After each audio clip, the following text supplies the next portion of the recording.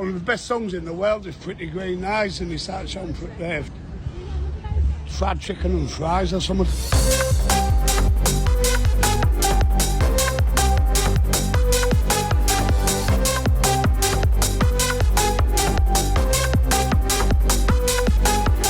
Welcome to Fried Chicken Fries, the random topic selector podcast. I am Richard Easterbrook. It's episode 21, and as ever, I am joined by Matthew Keeling. Hello.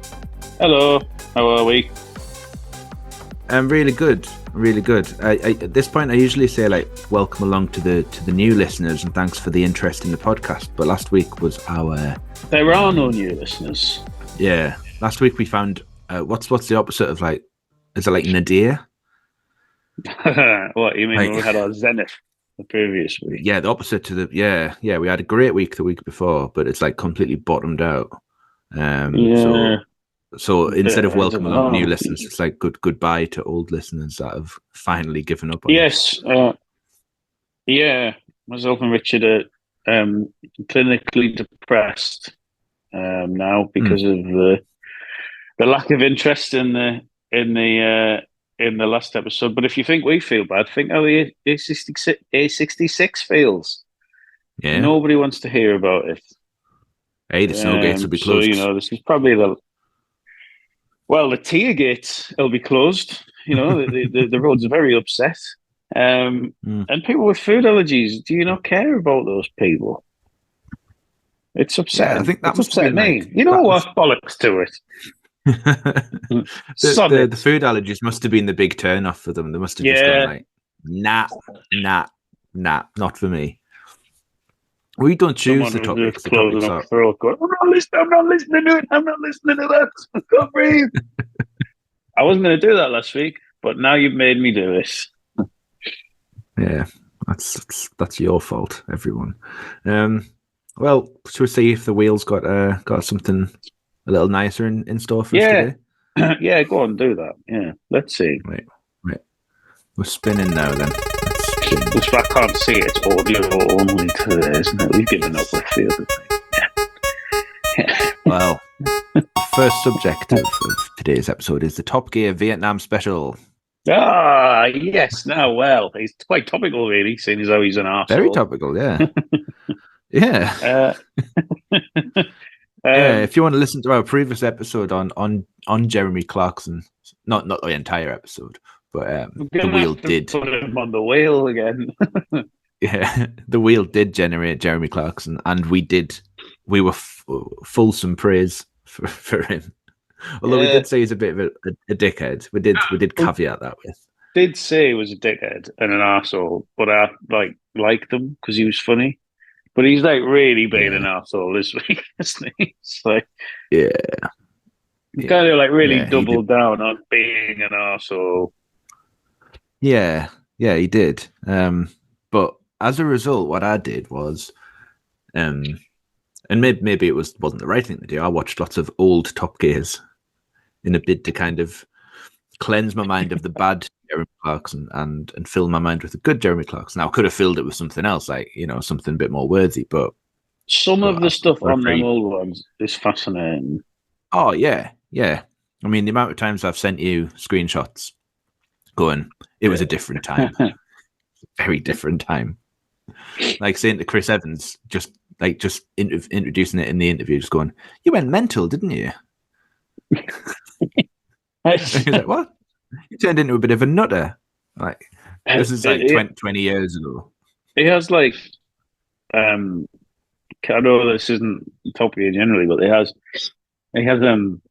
Katie Price on under the alias of Jordan. Oh God, yeah, right. And that must be in 2005, maybe. And right. I mean, she turns up and dressed in nothing basically apart from cargo trousers, and I can't remember exactly. No, I thought you said 4. Oh no. Well, maybe not. Maybe then, not now. But there's some of the stuff he's on about on there. It's oh God.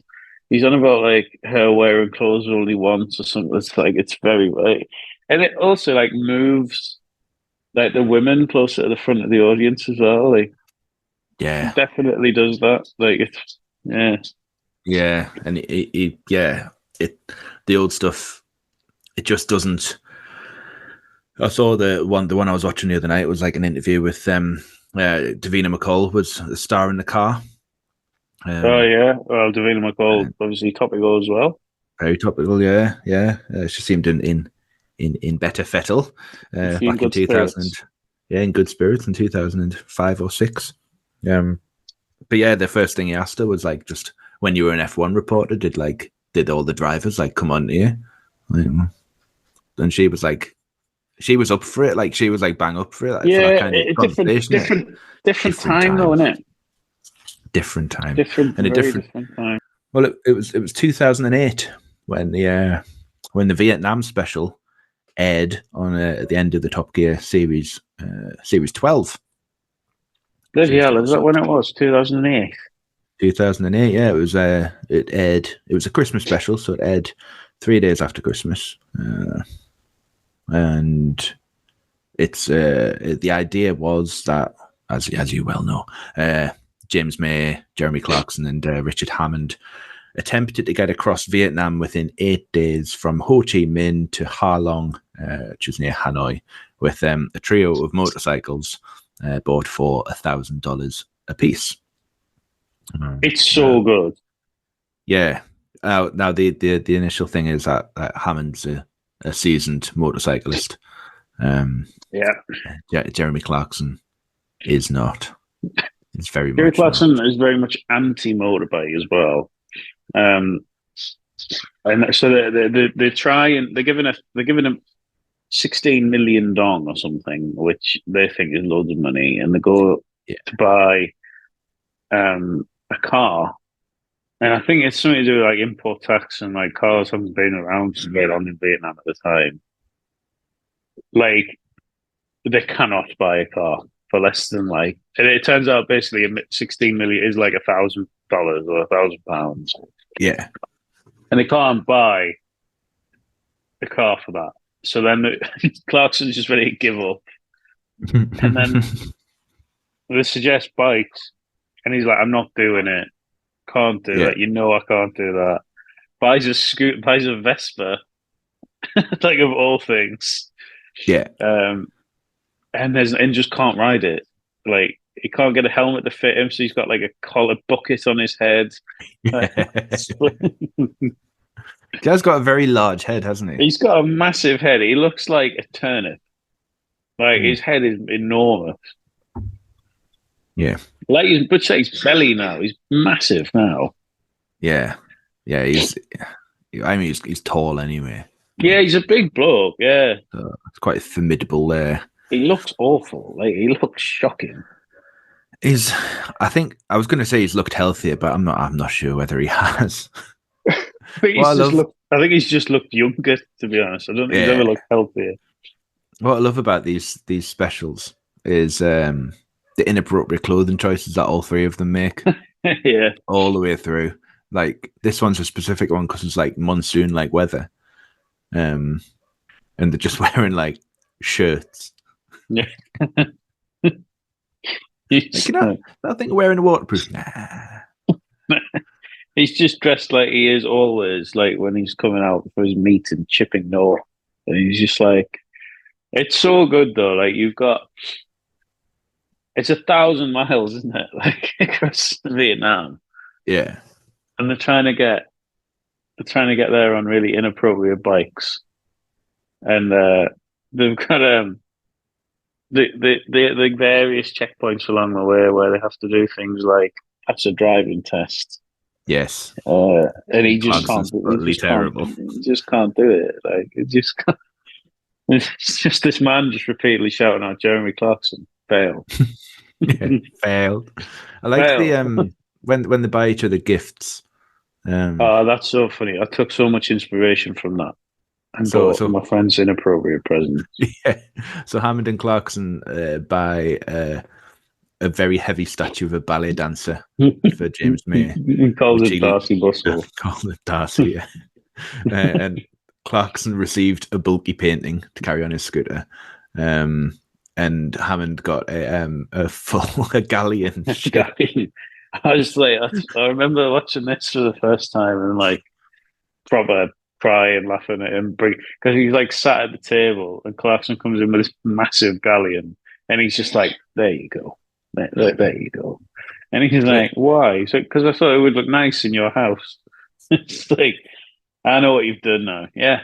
If you had a car, you'd put it in the boot. I know they're like, I know a lot of like, not acting, but a lot of like kind of, yeah, it is acting essentially. It is, but it's the early days of scripting it. This, yeah, and it's still like it's still essentially funny, but there seems to be genuine anger when the galleon is partially destroyed. Like on Clarkson's part, he seems genuinely quite upset. Yeah, like I've gone to all this trouble, you ungrateful bastard. It's like, and then he mends it. Someone mends it on the train because he whacks it off like a toll for a tunnel or something. Hammond. That's it. Yeah, it's so good. It's like it's such a good, because people are like, oh, it's not real. It's like, well, I don't care. It's really funny. Like, it's very funny. And then at the end, they get the wrong train and stuff, and like they blame James for it because they went to the wrong. What, a Halong Bay or something, or Hanoi, and they end up in Hanoi, and it's just nowhere near. Like, they've gone the wrong way. Yeah, it was 79 miles out of the way, and it's usually they have a backup car on these trips.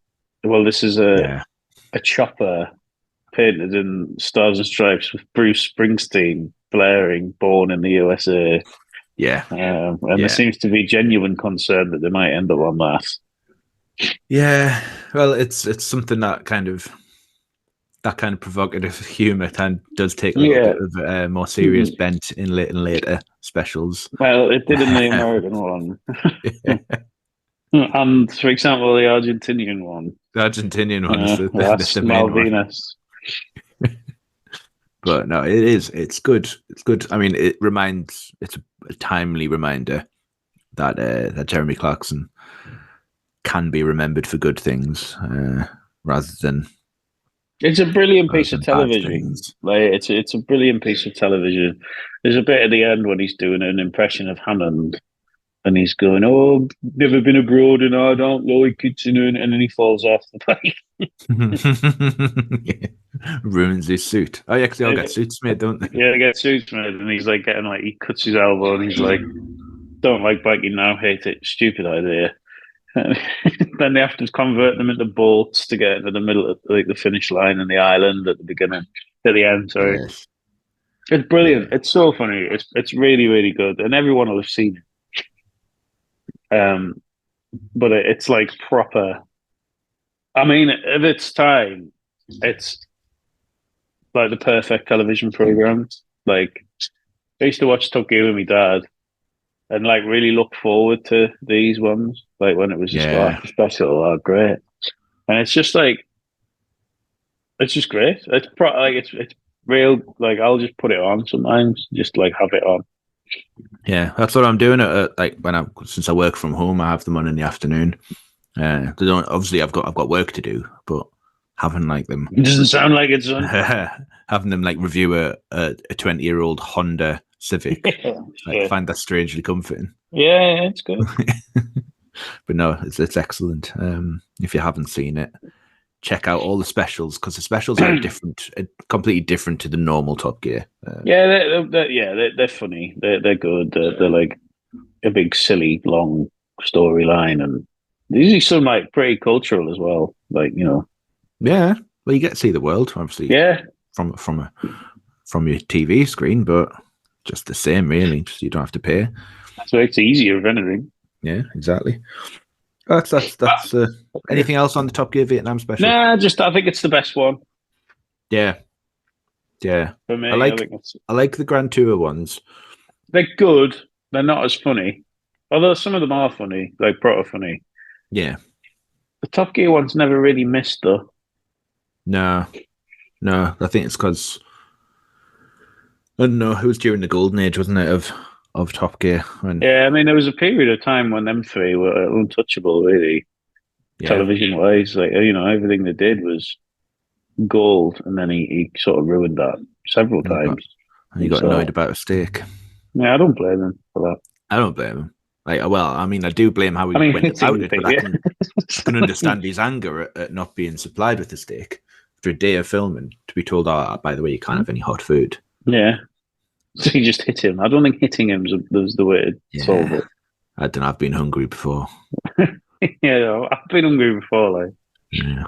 I spoke about my food addiction last week. I think you got in the way of me. If I'd fixated on getting a steak all day and I'm told I'll just get a cheese savoury sandwich. Yeah, fair enough. I'd be angry. I'd be upset, I think. Yeah, be lots of things. But I might not hit a producer though. Well, you're the producer. I'm the producer. Hit myself. You idiot! Fucking eye. Right, well, that's that done. I'm gonna go away and watch it again now. Not right now. No, we've still got this to do. Yeah. Right, we're going to spin the wheel again then. Spin. Well, it's a short spin again. That's worrying. Oh no! What is it? Cancer. No, not again, man. What do you mean not again? Oh yeah, it's the second week in a row. Fucking don't want to talk about cancer this morning, man. No, it's not a Friday morning conversation, is it? Not really, no. Okay. Right, should we veto cancer again? We're gonna have to, aren't we? I need to be the right frame of mind to talk about that. I think it's the first time we've multiply vetoed the same subject. Swimming, we did, but we talked about it eventually. Oh yeah, we did. It's not like we need to be talked about that sensitively, and I'm not really. Yeah. Plus, we need to get back on board with the listeners. I don't really see. Yeah. Putting cancer in the title is gonna quite do that. I mean, you say that, but I mean, who knows what's next? Well, that's it. We're 17 minutes into this episode. We now cannot use the veto again. So very much putting our hands into the lap of the wheel. We'll spin it again. I'm quite worried now. Spin again. Cancer we could have had. Sycamore Gap is what we've got. The tree that got locked down. Poor tree. The tree is doomed. What, you got any views on Sycamore Gap? Well, I remember permanently closed. Well, it's permanently closed. Yeah, I did update Google with that. That's so good. I remember the absolute hysteria when this tree was locked down.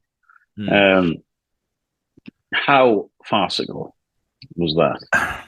It got beyond like it was beyond parody. It was yeah. Like I understand. There's a tree. Well, not a tree. There's a family of trees near where my mum lives in just outside Houghtonleigh Spring, and they've been there for years, and they've been like much photographed. Probably better than Sycamore Gap now because like they're still there. They're called the Seven Sisters. All right. And I just thought someone posted a picture of them the other day, and I thought, I really like those trees. I haven't visited for like 20 years. I'm going to Google one. If someone knocked them down or took them away, I'd feel very annoyed about it for a bit. I just for a bit. I don't really care. Like people are like, oh, I took my son there when he was 4. Like, yeah, I went to Roker Park when I was 6. That's not there anymore. Yeah, them trees there. Right, things move on. They're just trees, Richard. Well, yeah, it was sad, but the level of it. Well, it's like it's mawkishness. It's social media at its worst when people are like sobbing over it, and the amount of people that have just cashed in on it, like just selling loads of merch with selling shit with that tree on it, like. Yeah. I mean, fuck me. I remember everyone getting all, that's a disgrace. It's just a tree, man. like at the end of the day. And also, yeah, you shouldn't have done it. I don't, condone lobbing the tree down. But like Yeah. asking like Eddie Howe what he thinks of it in his press conferences. Yeah. He That was doesn't care. very Why funny. does he care? Like, I'm looking at a picture of it now, lying on. Well, it's quite funny actually. But I just think like how out of control this. I mean, it looks pathetic now. It's got like it's got a fence around it with a sign that says "This tree stump is still alive." It's still good. Just notice it, like It's still good. It's a little bit cut down. it's just a little bit cut down. Oh my god! And then they were like, they got these experts out going, "Oh well, actually, if anything, you've prolonged the life of the tree." Well, it's like cutting someone's head off, isn't it? And going, "Well, he's still alive technically." Like Look, he's twitching. It's just like you haven't really you've prolonged the life of this tree, have you? Really? Have you? It's never going to get back to what it was. Them days is over. Them days is over. It's about this tree, like what used to be on the telly and that, and it's not now. Like, did they make the fence around it out of the old tree? Well, they should have. Why didn't they just? What did they do with the old tree? Like, they took it away. Why did probably good timber? Oh, I bet there's someone like the Forestry Commission's got like a really nice table. Yeah, just don't ask. It's nice table. Loads of people just taking photos of it. Why didn't they just glue it back on? What, like, just put it in ice? Well, they could have just do put with like a finger. Yeah, could they not have just put like a strut up the middle and just like nailed it back down? Yeah, I've seen people reattach trees that they've accidentally knocked down or that have been knocked down in stones. Oh, why didn't they do that then? Could put a bit of scaffolding up. Yeah, exactly. Bit of scaffolding. Put the Angel of the North there and just kind of rest it against it. Bit of MDF. Yeah. Nick Knowles coming and do DIY SOS. We've been called out of this tree to race against time. Where's the tree? It's on the floor. All right. Just like kicking the tree stump. There's nothing we can do about this. I just thought it was comical, the whole thing, which made, like, obviously when it happened, you're like, oh, you shouldn't have done that.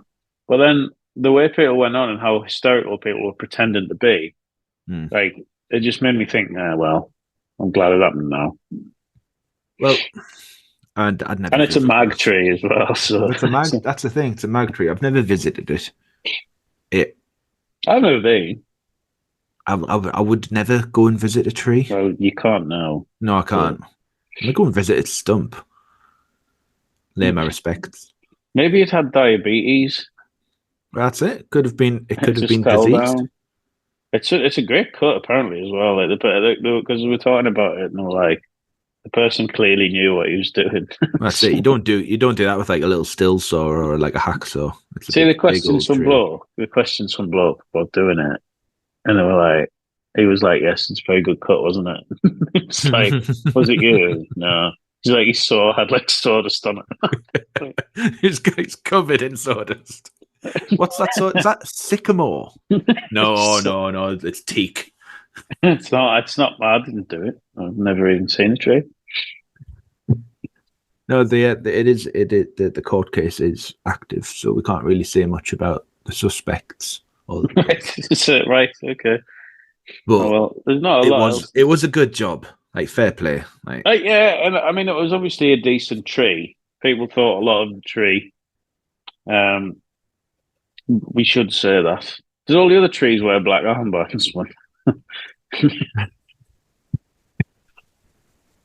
It's like black branch bands, around the stumps. Do you know trees communicate with each other? Do they? They do. The roots, their interlinked roots they carry like a neural network of information. It's easier to text, isn't it? Yeah, well, it's just all. It's like they know what's going on. But I don't think so they know that. There's no other tree. Sicky's been locked down. There's no other trees around, so. Oh no, he must have been pretty bored. Yeah, just standing there, getting hell. It's shit. This. Someone got the part of the tree in the Sycamore gap. Why did it have to? I just don't lob trees down, but in the hindsight and with the way everyone went on, made this one quite funny. Yeah, it's disproportionate. There's people. People It was on the news for crying, like, oh, that's it. Roll. There's people struggling in life, and there's little tragedies happen every day, and you don't see an outpour of emotion. People get annoyed about it free. But it was literally like head news, lead news for days. Like people are dying. Yeah, I want to know what's happened to that tree though, because there's a genocide going on in Gaza. It's the views of me there. Maybe possibly not the whole podcast. So like things like that should be in the news that the British government is enabling genocide in Gaza. Anyway. Oh, we're on the brink of nuclear war. I think a felled tree is probably the last of our worries. Exactly. Anyway, good shelter. I mean, it's not even. I mean, I do want to know what's happened to the tree. So they took it somewhere. They definitely took it somewhere. Well, they'll be doing something with it. Someone will be on the make. Someone always is on the make. Yeah. Well. Yeah. He's 98 now. He is. He robs eggs out of birds' nests.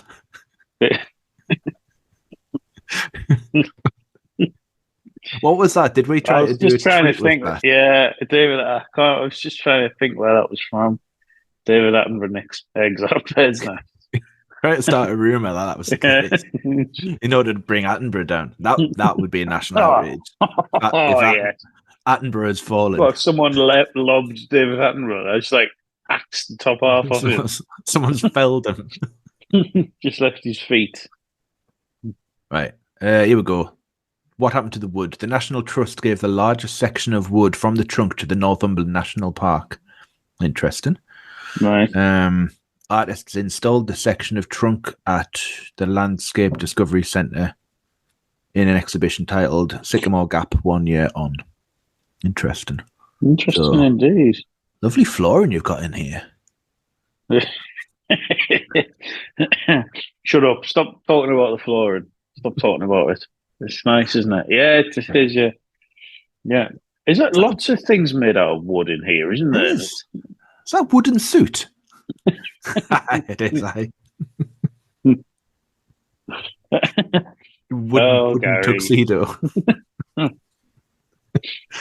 yeah, somewhat it'll be that's what they'll be doing. Gift shop, you'll be able to go in and buy like a cube of wood. Oh yeah. It'll be like 20 quid. A bit of the Sycamore Gap for $1,000. And someone will get rich out of it. Yeah. Sycamore Gap children. Yeah. They think of the children. Think of the saplings. Less gap, really, isn't it? No. Well, yeah, definite gap. Didn't someone get a bus through there? Someone changed the name on Google to Sycamore Stump. Sycamore Stump, yeah. Yeah, I changed it permanently closed. It is permanently closed. It is, as a tree, it's useless. Yeah. Well, it's now just timber, so... Yeah, it is. Off the juicens for that. Or MKM. Yeah, beloved. We're not fussy. Yeah. Well, I think that's that Sycamore Gap. I really want to call the episode Attenborough Has Fallen. London Bridge is down. But when Attenborough dies, it will be will we get a day off? Bet you'll want a day off when Attenborough dies. We should get a day off. We should get a day off when Attenborough dies, really. A week. Yeah. Once a week off now. And here we have a fallen tree. David, are there birds' eggs in your pocket? No. Fuck off.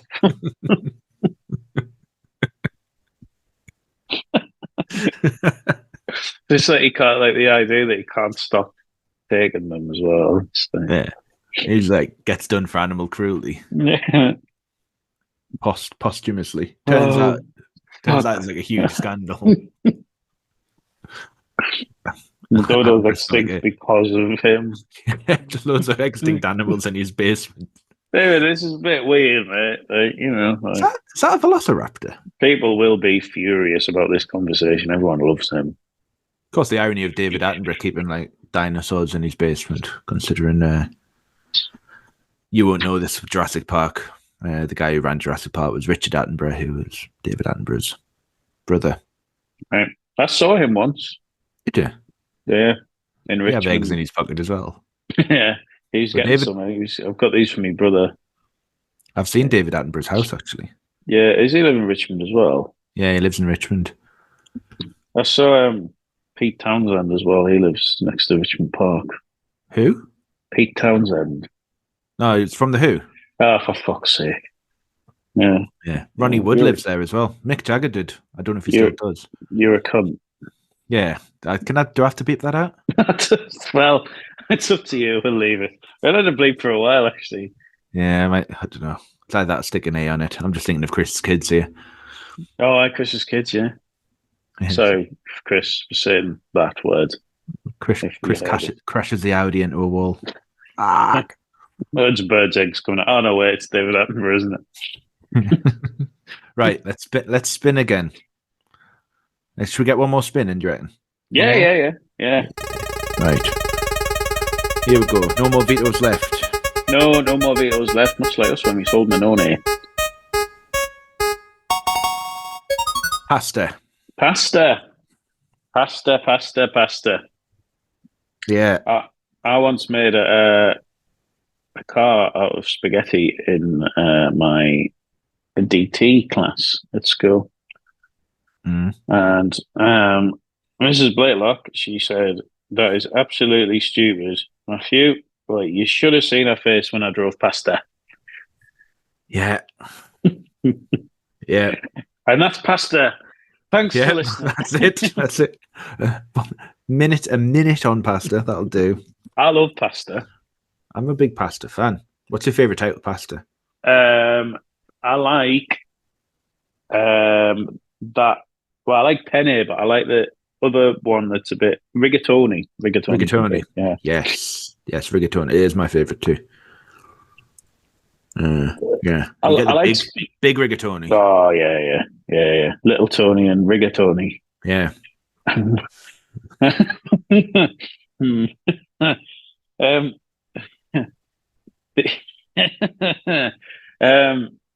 I like spaghetti and tagliatelle, but I make a mess.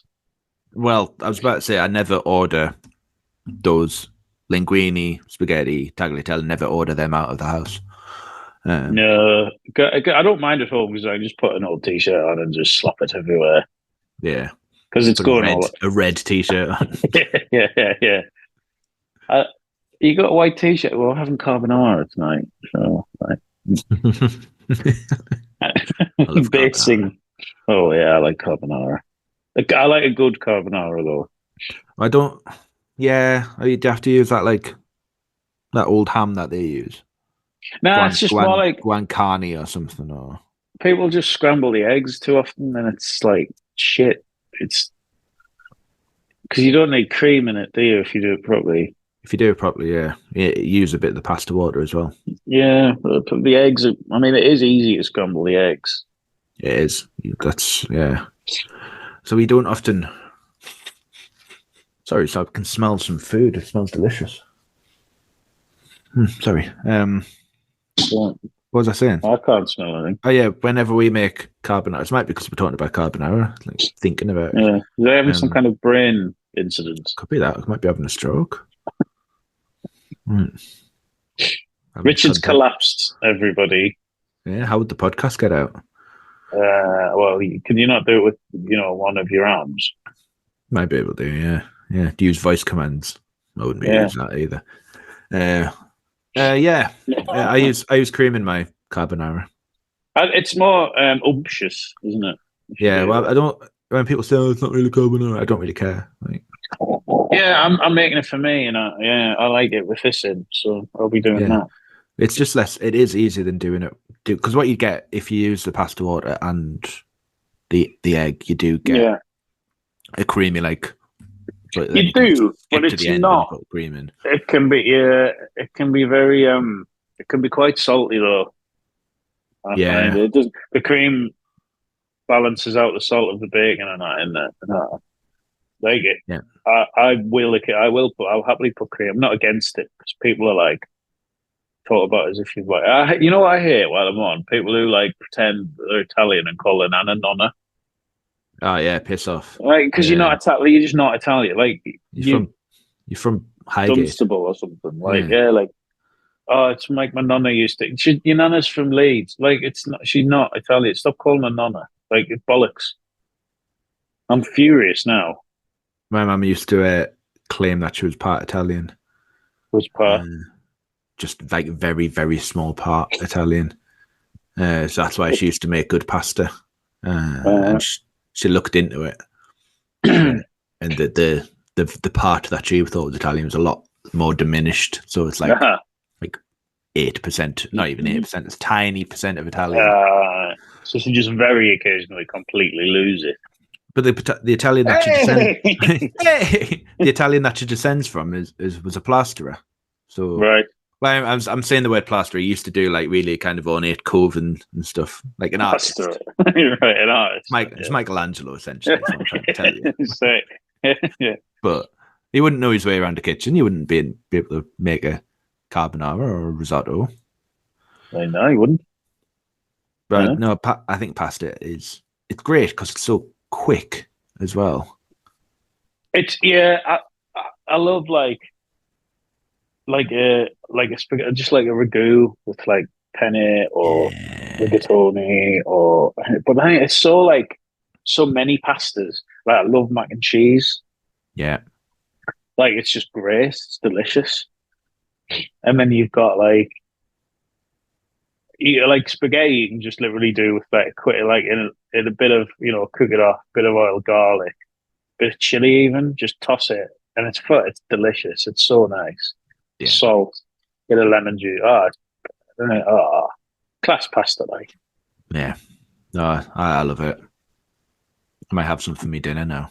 I'd rarely order it though, weirdly, when I'm out because I'm always like, well, I could do this, like.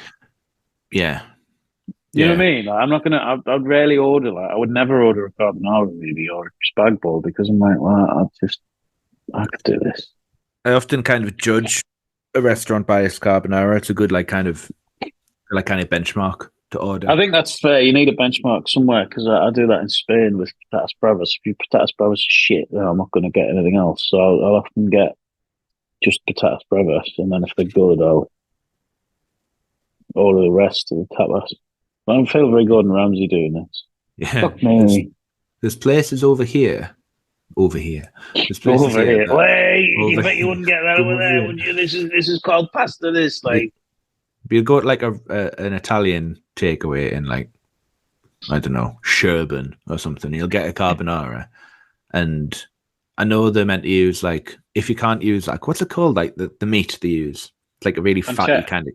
No, it's like guanciale or something or giancale. Right. That's what's supposed to make the classic carbonara. The purists, knobheads, say, it's not a carbonara if you don't use that. Said it again. It's not. You can't get it from Asda. But you can get pancetta. You can get pancetta, or the biggest con in supermarkets, which is bacon lardons. Oh, they're hilarious. £2.40 for about four of them. Yeah, piss off. So what we usually do is get cooking bacon. And you get the big chunks, and you can cut it into chunks, and it does. I quite like that, Very cooking bacon. Yeah. It's like ends, isn't it? Good. But it's proper nice though. If you fry it off properly, it's proper really good. The only problem is it can be really salty. Yeah, but I don't mind that. No, it makes a decent sandwich though. Yeah. If you fry it off and crispy, if you buy it and you've got some I'm not going to throw it away.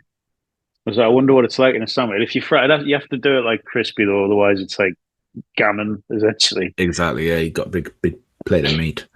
But no, you go to these poor Italian restaurants, and they'll not even put pancetta in. What they'll put in is cubes of spam essentially.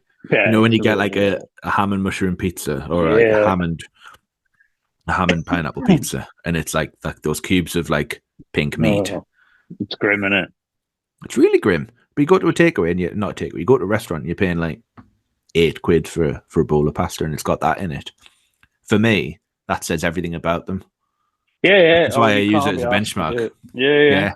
They're just you like, can't be asked to do this. So fuck you then. you can't even use like semi good ingredients, so you're just using like luncheon meat from a tin, essentially. Yeah, it's vile that. Like, it's poor that. I don't mind luncheon meat, but maybe not in a pasta sauce. The best pasta I ever had was I didn't like Milan, but I had some incredible pasta in Milan. I had like a truffle and mushroom pasta, which I watched him make. And it was amazing. It was like proper delicious. And I had some great pasta in like Naples area as well. But like, do you buy fresh pasta or dried pasta? I often get dried, but I will get fresh if the situation dictates it. The fresh is nicer, isn't it? But the fresh is better because if I'll rarely buy it because I'll just buy dry and have it in. So yeah, but fresh is better because you can just like kind of lob it in and it'll cook nicely in the sauce. Like that's it, yeah. Whereas dried pasta does, but it takes a while to kind of. Whereas you can just kind of chuck your fresh pasta in at the end of your sauce and cook it through like that. I will quite often get the tortelloni. Usually get like 2 for £3. Get that, and what I'll do with that is I'll cook it for a couple of minutes and then fry it in butter. Bit of cracked salt, crack a bit of salt over, a bit of parmesan, bit of garlic, bit of pepper. Then you get good. But you get them to the point where you like just overcook, so you get them crispy. Really good. What you get? Which the filled ones? Yeah. I've got because I might try that because I've got a problem with texture is my issue with them. Because if I have them in a bowl of salt, there's no bite at all. So I don't really buy them, but I might try that. That's a good idea. I like gnocchi. Gnocchi's not pasta, but I like. It's not miles away from being pasta because it's like potato pasta, isn't it? It's potato, yeah. It's really nice though. Like done well, gnocchi's delicious. Yeah, I mean, we've got some in the fridge, but I haven't had cause to use it. Might eat it all for me dinner along with all the pasta that we've got. I'm quite hungry now.